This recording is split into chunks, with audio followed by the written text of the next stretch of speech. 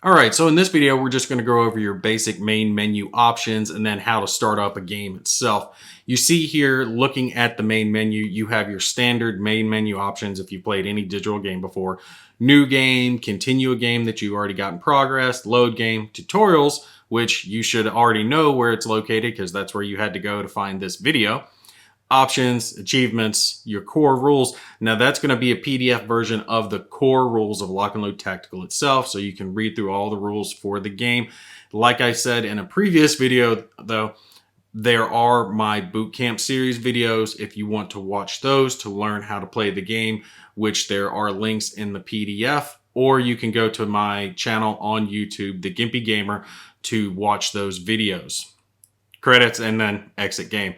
If we click into our options menu, you see you've got your standard options, audio over here on the left to adjust it to whatever you want, whatever it's preference for you guys. Interface, so like you have an option for your X maps, just like you have the X maps in the board game where you can have the larger maps. It's standard in the interface to have those selected just because the larger maps are always easier. Below that, you can have the counters be messy or have them be larger, things like that. That's just your preference for whatever you prefer. Any delays that you want are down below. This auto select here has to do with what units would be automatically selected at the beginning of a phase. You can select a specific preference or you can just leave that blank.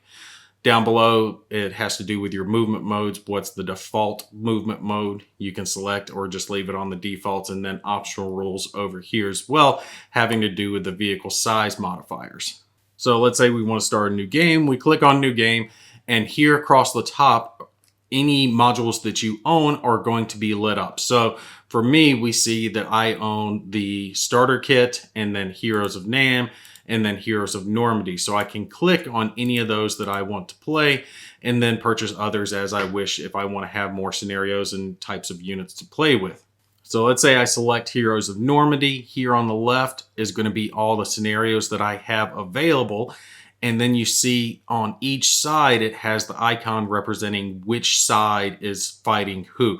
So this first scenario, Rebecca, can you see me, would be the US forces fighting the German forces. And you can select through and pick whatever scenario you wish.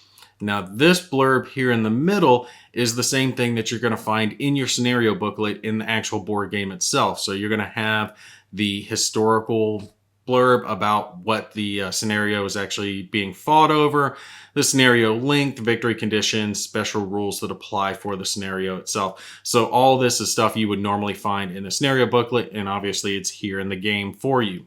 If you've played it before, you can click on this little record tab and it'll tell you what your record is for previous games. You see I don't have a record for this one, so no games on record as of yet.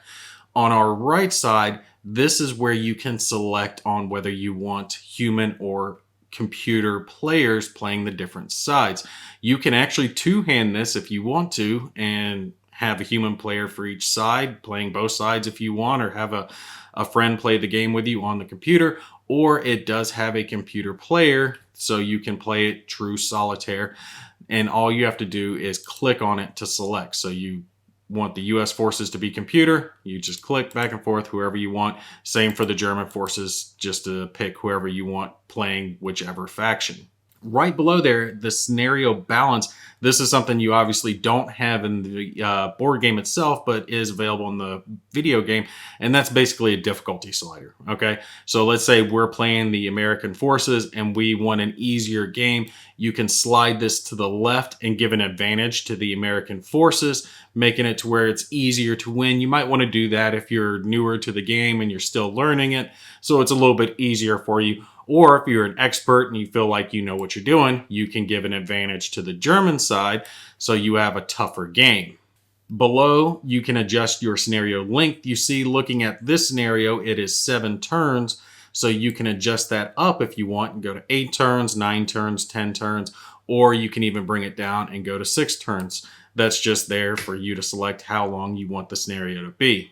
And you do have the option for a fog of war. None is just going to be like playing the board game itself. You're not going to have anything obscuring your view, or you can actually have a fog of war so you don't know where the enemy units are. And then obviously once you've selected all of your options and you're ready to go, you just hit play scenario to start your game.